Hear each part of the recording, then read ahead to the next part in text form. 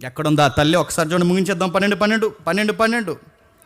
ఇట్లా ఆలోచించుకుని అతడు మార్కను మారు పేరు గల యోహాను తల్లి అయిన మరియ ఇంటికి వచ్చను. డేంజర్ టైంలో తను అవసిస్తుంది చూడండి, డేంజర్ టైంలో తన కొడుకుని ఇస్తుంది చూడండి. సమాజంలో పరిస్థితులు బాలేని టైంలో ఇంటిని, కొడుకుని, అన్నిటినీ ఇచ్చేసి ఆవిడ అంటుందట, తీసుకోండి, నా ఆస్తి తీసుకుంటాడో, నా వారసుని తీసుకుంటారో, సేవకి మీరేం తీసుకుంటారో తీసుకోండి, ఈ సేవకి నా ఆస్తిని, నా కొడుకుని బలిగా ఇచ్చేస్తున్నాను అందంట. ఇప్పుడు చెప్పండి, ఈ మదర్స్ డేలో మీకు ఏ మదర్స్ గుర్తొస్తున్నారో లేదో నాకు తెలియదు, కానీ బైబిల్లో చెప్పండి, ఇలాంటి మదర్స్ మాత్రం గుర్తు రావాలి, ఇలాంటి మదర్స్ మాత్రం గుర్తు రావాలి. చివరికి ఒక ఉదాహరణ చెప్పి నేను ముగిస్తాను. థామస్ అల్వా ఎడిసన్ స్కూల్లోంచి పంపించేశారు అబ్బాయిని. థామస్ అల్వా ఎడిసన్ ఏం కనిపెట్టాడు? మొన్న ఒకరు అన్నారు కరెంట్ కనిపెట్టారన్నారు. మెంటలు వచ్చింది ఇంక నాకు. కరెంట్ కనిపెట్టింది ఎవరు? Michael Paradise. బల్బు కనిపెట్టింది ఎవరు? Thomas Alva Edison. Thomas Alva ఎడిసన్కి స్టడీలో చాలా వీక్ అనమాట. బయట పంపిస్తారు. బయట పంపించేస్తే మీ అబ్బాయి పనికిరాడు, స్టడీస్కి అది ఇక వేస్ట్, మీ వీడి వల్ల మాకు స్కూల్కి బ్యాడ్ నేమ్, తీసుకెళ్ళిపోండి అని పంపించేస్తే అప్పుడు వాళ్ళ మమ్మీ తన ఒడినే బడిగా మార్చి వాడి కొరకు ప్రార్థన చేసి రకరకాల ప్రయత్నాలు చేసి చదువు నేర్పిస్తే ఇప్పుడు మనకి ఎంత వెలుగుని తెచ్చిపెట్టాడు. అప్పుడు ఇంటర్వ్యూలు పెట్టారు. ఆ ఇంటర్వ్యూలు పెట్టినప్పుడు మీకు ఇన్స్పిరేషన్ ఎవరు అని అడిగితే అతగాడు చెప్పిన మాట ఏంటి తెలుసా? మా మమ్మీ లేకపోతే, మా మమ్మీ దేవుని చేతుల్లో పెట్టి ప్రార్థన చేయకపోతే ఈ బల్బు అనే దానికి నేను నాంది చెప్పండి పలకలేను. ఇప్పుడు చెప్పండి, మీ పిల్లలు దేనికోసం చదవాలి చెప్పండి? దేవుని రాజ్యం కోసం చదవాలి. మార్కు తల్లి మరియ తన కొడుకుని దేనికోసం డిజైన్ చేసింది చెప్పండి?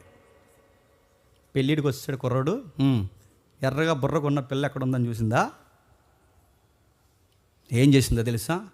సువార్తలో ఉండరా అని చెప్పింది.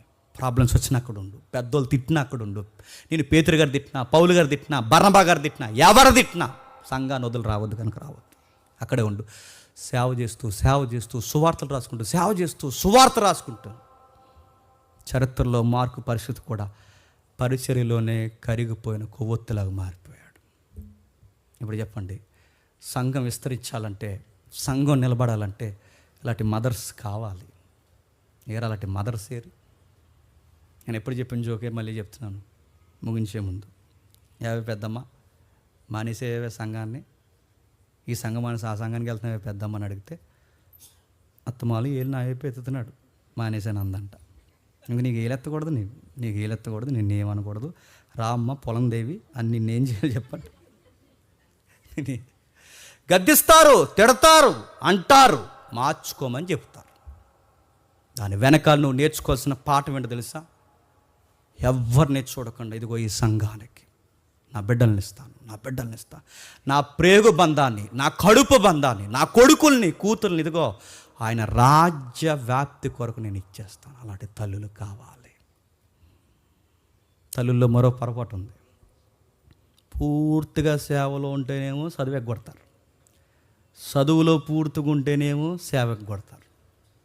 అది తప్పు. సేవలో పూర్తిగా అడావుడిగా తిరిగి పరీక్షల టైంకి చదవడం మానేసాడు. ఎవరికి అవమానం చెప్పండి? నీ వల్ల దేవునికి అవమానం. చదువు ఉండాలి, పరిచర్య ఉండాలి, బాధ్యత తీసుకోవాలి, పిల్లలతో మాట్లాడాలి. వాళ్ళ మీద మళ్ళీ చెప్తున్నాను, మమకారం ఎంతగా పెంచుకోవాలంటారే. నువ్వేమవుతావు లేదో నాకు తెలియదు, కానీ నువ్వు మాత్రం చెప్పండి సేవలో ఒక గొప్ప పాత్ర వాళ్ళు. ఆ రేంజ్లో నుంచి నువ్వు యేసయ్యను ప్రకటిస్తుంటే ఈ కళ్ళు చూసి నా గుండె ఒక్కసారి తరించిపోయి ఆ రోజు చచ్చిపోతే చాలరా. అలా టార్గెట్స్ ఉన్న మమ్మీస్ ఉన్నారా? అందరూ సంతురు మమ్మీలే ఉన్నారా చెప్పండి? ఆ అందగాడు ఎవరు అనుకుంటున్నారు? ఆ కందిరీగ మా బిడ్డే అని చెప్పుకుంటారు. అది కదమ్మా, ఆడు బండి తినంగా తోలుతలేదు, అలాగే తోలుతున్నాడు, అడు అంటాడు. తోలుతాడండి, ఇప్పుడు తోలకపోతే ఇంకెప్పుడు తోలుతాడండి. నేను నెట్టేయాలి వెనకాల బండికి నేను కట్టేసి ఆ 2 కాళ్ళకి ఈడ్చేయాలని చెప్తున్నాను. కొడుకుల తప్పుల్ని, కూతుర్ల తప్పులు వెనకేసుకొచ్చే వాళ్ళు లేరు.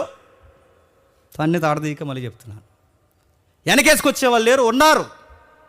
ఒక ప్రార్థన ఉండదు, ఒక బైబిల్ ఉండదు, ఒక సహవాసం ఉండదు, ఏమి ఉండదు, ఒక భయభక్తులైన జీవితం ఉండదు. ఇలాంటి పనికి మాలిన వ్యవహారాలు దేవునికి వ్యతిరేకంగా చేస్తుంటే మీ బిడ్డలమ్మ అని చెప్పినప్పుడు సిగ్గుపడు, బాధపడు.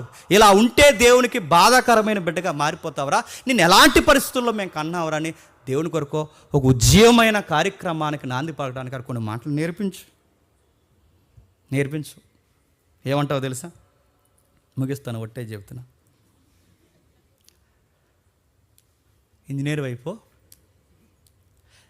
కనీసం ఐఆర్ఎస్ అన్న అయిపో అన్నారంట. ఐఏఎస్ కానీ ఐపీఎస్ కానీ కేటగిరీ ఐఆర్ఎస్ కానీ ఇంకా ఏమవుతుంది ఎంఆర్ఓ అన్న అయిపోరా అందంట. మీకు ఊరి పేరు చెప్పకూడదు, మళ్ళీ నా మీద క్లెయిమ్ చేస్తారు.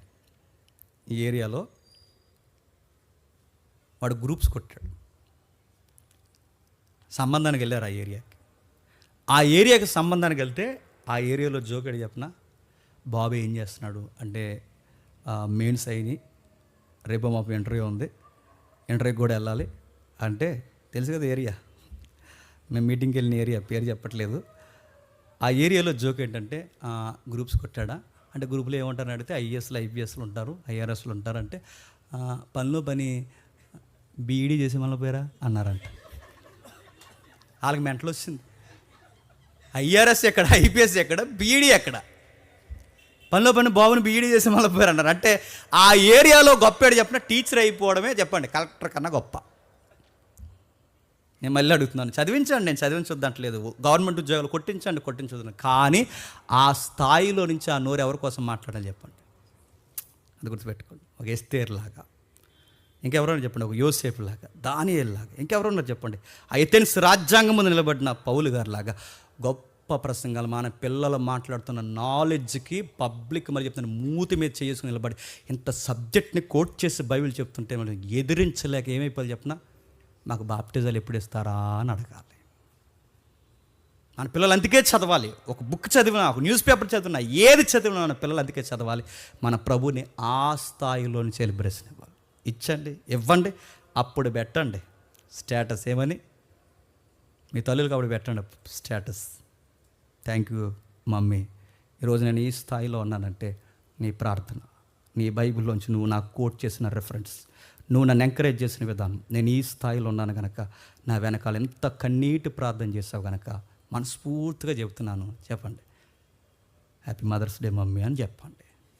అప్పుడు చెప్పరు మమ్మీ మొన్న 500 ఇచ్చావు కనుక నీకు హ్యాపీ మదర్స్ డే అంటే, ఇంకా 500 ఇవ్వకపోతే నెక్స్ట్ మదర్స్ డే ఉండదు. ఇక్కడ దొంగ న్యూస్లు కాకుండా తల్లిల్లా చెప్తున్నాను, మరియలు కావాలి, తల్లుల్లా చెప్తున్నాను. నాకు చెల్లి కోట్ చేసింది. ఎవరైతే ఉన్నారో అవ్వమ్మ, ఎవరైతే ఉన్నారో రెబకమ్మ, ఎవరైతే ఉన్నారో శారమ్మ, ఎవరైతే ఉన్నారో దెబోరా, ఎవరైతే ఉన్నారో సిలోమి, ఇంకా ఎవరైతే ఉన్నారో ఇలాంటి తల్లులు ఆ తరంలో వాళ్ళు స్టాండింగ్ తీసుకున్నారు కనుకే దేవుని రాజ్యం చెప్పండి విస్తరించింది. మీరు కూడా తీసుకోండి, మీ పిల్లల్ని అంతిక నిలబెట్టండి. రాజకీయ ఒత్తుళ్ళు ఎన్ని జరిగినా మన ప్రభు అయిన యేసుక్రీస్తు వరకు సాక్ష్యం ఇచ్చే ఒక న్యూ జనరేషన్ ఒకరోజు స్టార్ట్ అవ్వాలి. దేవుడు మిమ్మల్ని దీవించును గాక.